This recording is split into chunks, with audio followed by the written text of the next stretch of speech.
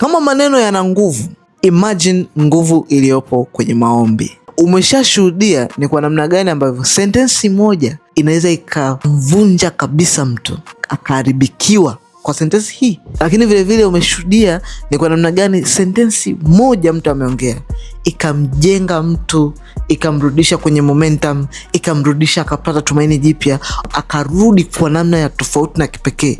Sentensi moja. So unakuta kuna baadhi ya watu wanaendelea kujisemea na kujinenea maneno ya huzuni kwenye maisha yao, alafu bado anakaa hapo chini anajiuliza, ni kwa nini mimi nazidi kurudia mule, napitia yale maumivu yale. Wakati huo maneno unayojiambia kila siku na maneno ya huzuni, ya kuvunja, kuponda. Fikiria kama kwa sentensi chache zinaweza zikafanya impact kubwa kwenye maisha yako.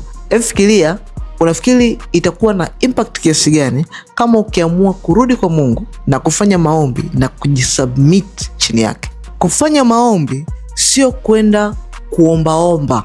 Prayer is not asking. Prayer ni wewe kwenda kutengeneza vitu vyako unavyovitaka kwa imani. Kuna utofauti wa kwenda kuombaomba na kuna utofauti kati ya kwenda kuvijenga na kuvitengeneza vitu vyako kwa imani. That is prayer. Kwa lugha nyepesi kabisa ya mtaani ni kusema, bado ninaamini juu ya jambo hili, japokuwa hakuna kitu chochote ambacho kipo kinachoonyesha ishara ya kwamba ninachokiamini kinawezekana kutokea. Kwa kufanya hivyo, hiyo energy inayojikusanya hapo ina shift mambo yajijenge vile ambavyo unatamani kuwa. Milango itafunguka, mioyo itasoftishwa. Sehemu ambako unahitaji mlango utafunguka. Sehemu ambako moyo, kuna mtu moyo wake umekuwa mgumu, utakuwa softened. Opportunities zitakutafuta zenyewe, kwa sababu kuomba sio kuishi. Kuomba ni nguvu ikiwa katika purest form. Yani kuomba ni nguvu ikiwa katika fomu yake imara zaidi.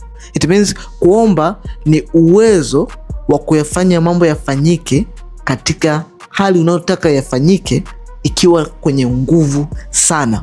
So next time ukitaka kusema siwezi tena, stop. Kabla hujasema, anza kuongea uhai juu ya maisha yako, kwa sababu kama maneno yana nguvu, imagine itakuwa vipi kwenye maombi.